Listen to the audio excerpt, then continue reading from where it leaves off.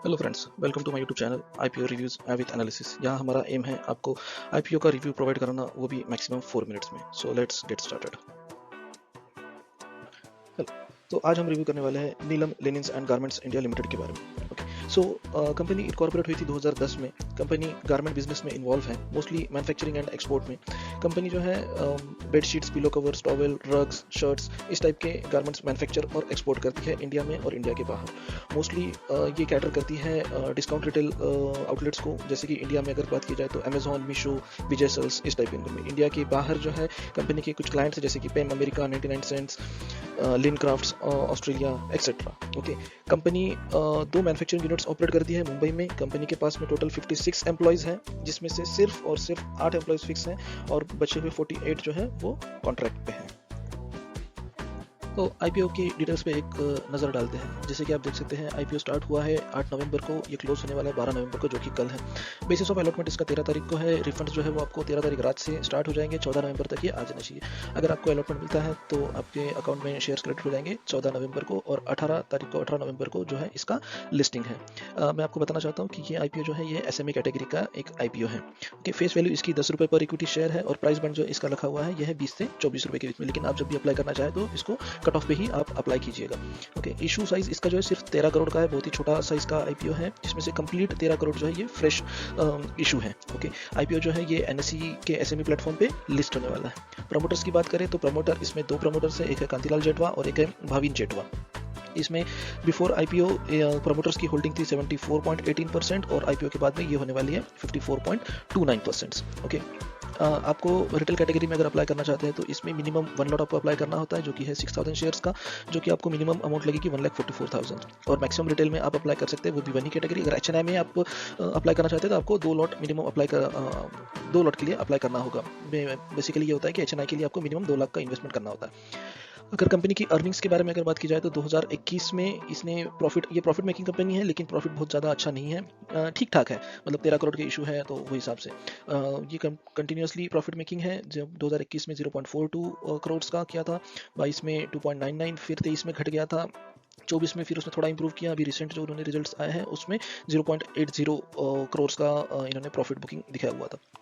Okay, company की अगर valuations की बात करें तो आरओई इसका 10.48 है, आरओसी 13.69% है, एबिटा मार्जिन जो है 7.63, पैट मार्जिन है 2.40%, डेब्ट टू इक्विटी रेशियो 2.97 का है, अर्निंग्स पर शेयर जो है 1.66 का है। पी रेशियो इसका अवेलेबल अभी नहीं है।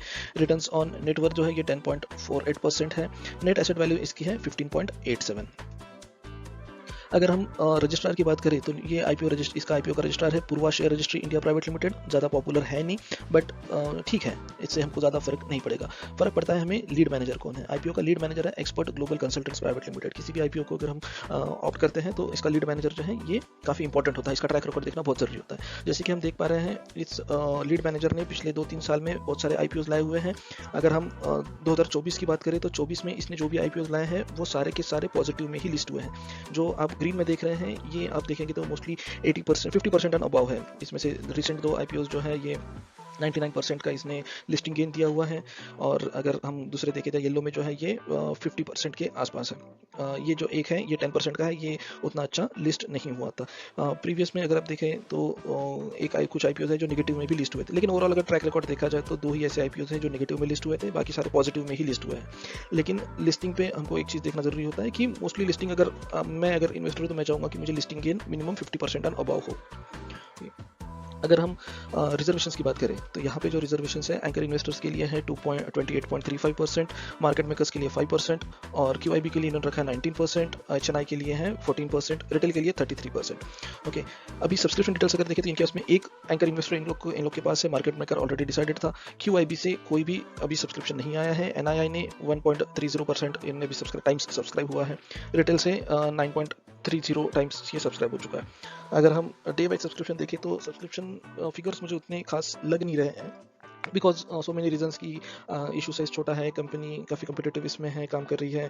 एम्प्लॉयज़ जो है इनके उसमें सिर्फ 8 एम्प्लॉयज़ जो है वो परमानेंट है, तो शायद सो मेनी रीजंस। अगर जीएमपी देखें तो जीएमपी स्टार्टिंग से लेके अभी तक 0 ही है, जो कि अच्छी बात नहीं है अगर हम लिस्टिंग गेन के लिए अप्लाई कर रहे हैं। ओके, अब बात करते हैं कि मेरा ओपिनियन क्या होगा। देखो, मैं अगर आईपीओ इन्वेस्टर हूँ तो मेरे हिसाब से लीड मैनेजर्स अच्छे हैं, बट इशू साइज़ बहुत छोटा है, तो बहुत कम चांसेस है हमको अलॉटमेंट मिलने के। और अगर मिल भी जाए तो मार्केट सिचुएशन और जीएमपी देखें तो ये चांसेस है कि ये डिस्काउंट पे लिस्ट हो, तो I will try to avoid this IPO. आपको क्या लगता है? अपनी राय कमेंट में बताएं, और आपको अगर इन्फॉर्मेशन अच्छी लगी तो please like, subscribe and comment.